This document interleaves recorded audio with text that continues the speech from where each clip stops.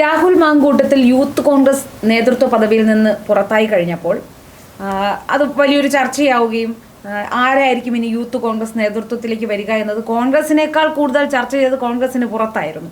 പക്ഷെ അതിൽ കോൺഗ്രസിന്റെ രീതിക്കനുസരിച്ച് കോൺഗ്രസ് അതിൽ തീരുമാനങ്ങൾ എടുക്കുകയും ചെയ്തു. പക്ഷെ മാധ്യമങ്ങളും മറ്റു രാഷ്ട്രീയ കക്ഷികളുമെല്ലാം അതിൽ അബിൻ വർക്കിയെ ചേർത്തില്ല, ചാണ്ടി ഉമ്മനെ ചേർത്തില്ല.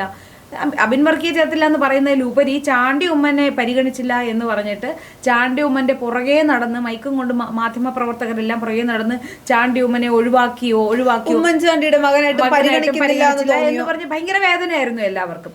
പക്ഷെ അന്നെല്ലാം ചാണ്ടി ഉമ്മൻ കൃത്യമായ മറുപടി തന്നെയാണ് മാധ്യമ പ്രവർത്തകർക്ക് കൊടുത്തിരുന്നത്.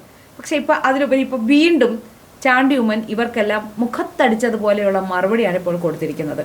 വരുന്ന നിയമസഭാ തെരഞ്ഞെടുപ്പിൽ തന്നെ പരിഗണിച്ചാലും ഇല്ലെങ്കിലും തന്നെ അതൊരു തരത്തിലും ബാധിക്കില്ല. കാരണം അദ്ദേഹം തിരഞ്ഞെടുപ്പ് രാഷ്ട്രീയത്തെ അല്ല വിശ്വസിക്കുന്നത്, രാഷ്ട്രീയത്തിൽ പ്രവർത്തിക്കുന്നു, കോൺഗ്രസിനെ സ്നേഹിക്കുന്നു. അതിലുപരി ഒരു മത്സരത്തിൽ പങ്കെടുക്കുന്നതിലാണ് അദ്ദേഹത്തിന്റെ ലക്ഷ്യം എന്ന് അദ്ദേഹം കരുതുന്നില്ല എന്ന രീതിയിലുള്ള മറുപടി കൊടുത്തപ്പോൾ ഇത് ശരിക്കും പറഞ്ഞാൽ ഈ മൈക്ക് കൊണ്ട് പുറകെ നടന്നവരുടെ മുഖത്തേറ്റൊരു അടി തന്നെയല്ലേ?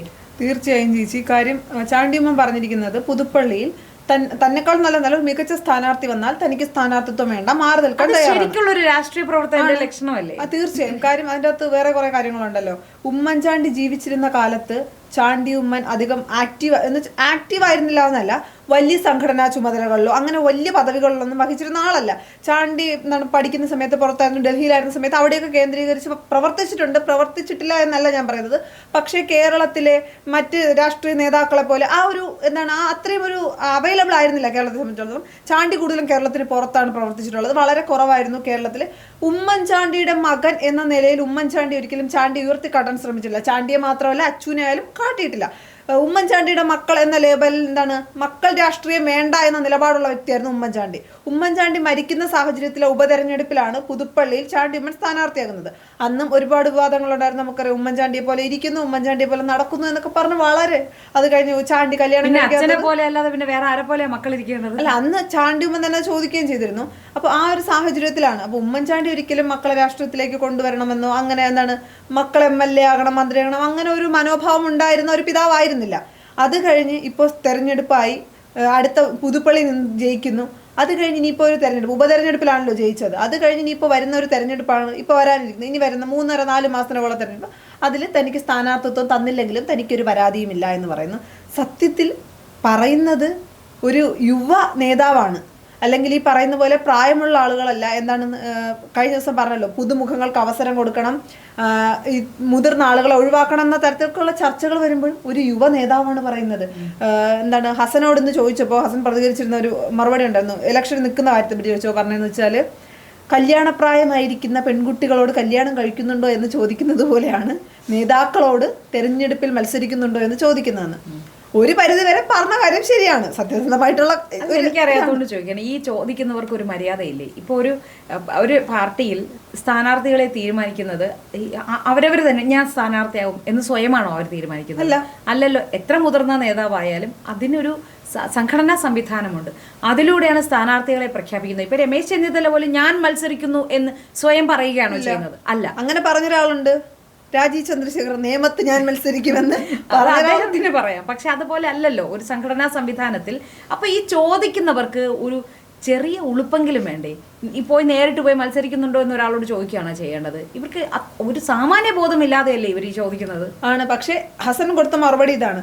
പക്ഷെ ഈ ചാണ്ടി ഉമ്മൻ സ്വാഭാവികമായും പരിഗണനാ ലിസ്റ്റിലുള്ള ആളാണ്. കാര്യം നിലവിലെ MLA ആണ്. അപ്പോൾ ചാണ്ടി കഴിഞ്ഞ ദിവസം ദീപാദാസ് മുൻഷി അറിയിച്ചിട്ടുണ്ട് താൻ മാറണമെങ്കിൽ മാറാമെന്ന്.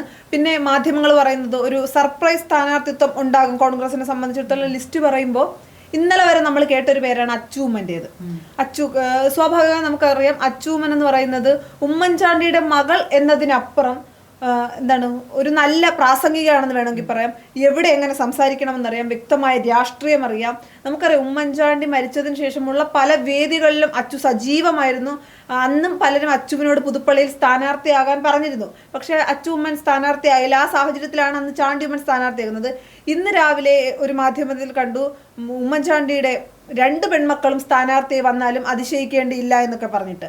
അപ്പോൾ ഇന്ന് ചാണ്ടി അതിന് പ്രതികരിച്ചിട്ടുണ്ട്. ഉമ്മൻചാണ്ടി ജീവിച്ചിരുന്നപ്പോൾ പറഞ്ഞൊരു കാര്യമുണ്ട്, ഒരാൾ കുടുംബത്തിൽ നിന്ന് ഒരാൾ മതി രാഷ്ട്രീയത്തിൽ എന്നതാണ്. ഉമ്മൻചാണ്ടി മരിച്ചപ്പോഴാണ് കേരള രാഷ്ട്രീയത്തിൽ സജീവമായി തെരഞ്ഞെടുപ്പ് രാഷ്ട്രീയത്തിലേക്കൊക്കെ വരുന്നത്. അപ്പോൾ അച്ചു ഉമ്മനോ സഹോദരിയോ അല്ലെങ്കിൽ തൻ്റെ 2 സഹോദരിമാരിൽ ആരെങ്കിലും ഒരാൾ വന്നാൽ ചാണ്ടി ഉമ്മൻ മാറാൻ തയ്യാറാണ്. കാര്യം പിതാവ് പറഞ്ഞത് അങ്ങനെയാണ്, ഒരാൾ മതി എന്ന്. അവർക്ക് വരാൻ താല്പര്യമുണ്ടെങ്കിൽ ചാണ്ടി മാറിക്കൊടുക്കാം എന്ന് പറയുന്നുണ്ട്. ഇപ്പൊ ഞാൻ പറയുന്നത് മുതിർന്ന നേതാക്കളൊക്കെ കണ്ടുപഠിക്കേണ്ടത് ചാണ്ടിയാണ്. നിലവിലെ MLA ആണ്. എന്താണ് പുതുപ്പള്ളിയെ സംബന്ധിച്ചിടത്തോളം ചാണ്ടിക്ക് നിന്നാൽ പാട്ടും പാടി ജയിക്കാൻ പറ്റുന്ന ഒരു കാര്യം നമുക്കറിയാം. തദ്ദേശ സ്വയംഭരണ സ്ഥാപനങ്ങളിലേക്ക് നടന്ന തെരഞ്ഞെടുപ്പിൽ പോലും വലിയ വിജയമാണ് പുതുപ്പള്ളിയിൽ ഉണ്ടായിരുന്നത്.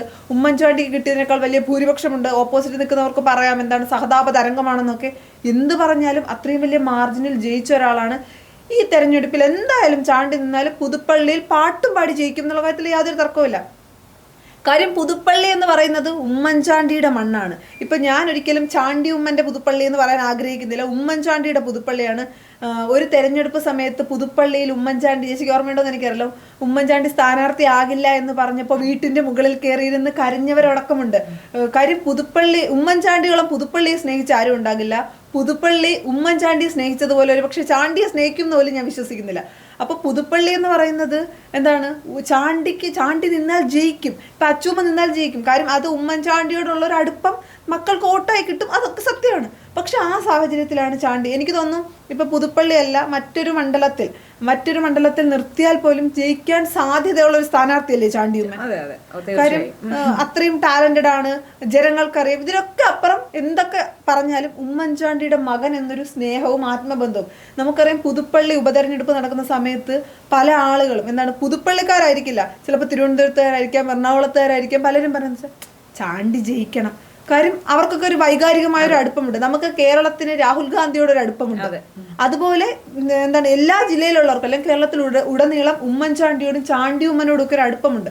അത് വോട്ടാക്കാൻ കഴിയും, വിജയിക്കാൻ കഴിയും. വേണമെങ്കിൽ ചാണ്ടിക്ക് മറ്റൊരു സീറ്റ് ആവശ്യപ്പെടാം. അത്തരത്തിൽ പവർ ഇപ്പോൾ ഉള്ള ഒരാളാണ് ചാണ്ടി. പക്ഷെ ചാണ്ടി പറഞ്ഞതെന്നാണ്, എനിക്ക് സ്ഥാനാർത്ഥി ആയിരുന്നെങ്കിൽ യാതൊരു പ്രശ്നവുമില്ല എന്താണ്, എനിക്ക് എന്താണ് നമുക്കറിയാം കോൺഗ്രസിൽ നിന്ന് സ്ഥാനാർത്ഥിത്വം കൊടുക്കാത്തതിന്റെ പേരിൽ പി സരിൻ ഉൾപ്പെടെയുള്ളവർ അപ്പുറത്ത് പോയപ്പോഴാണ് മാതൃകാപരമായിട്ടുള്ള എന്താണ് വ്യക്തിയല്ല വലുത്, പാർട്ടിയാണ്. പാർട്ടിക്ക് അതീതമായി ഒന്നുമില്ല എന്ന ഒരു സന്ദേശമാണ് ചാണ്ടിമൻ കൊടുക്കാൻ ശ്രമിച്ചുകൊണ്ടിരിക്കുന്നത്. അതെ, ഇതൊക്കെ കണ്ടുപഠിക്കണം സരിൻ ഉൾപ്പെടെയുള്ള നേതാക്കന്മാർ.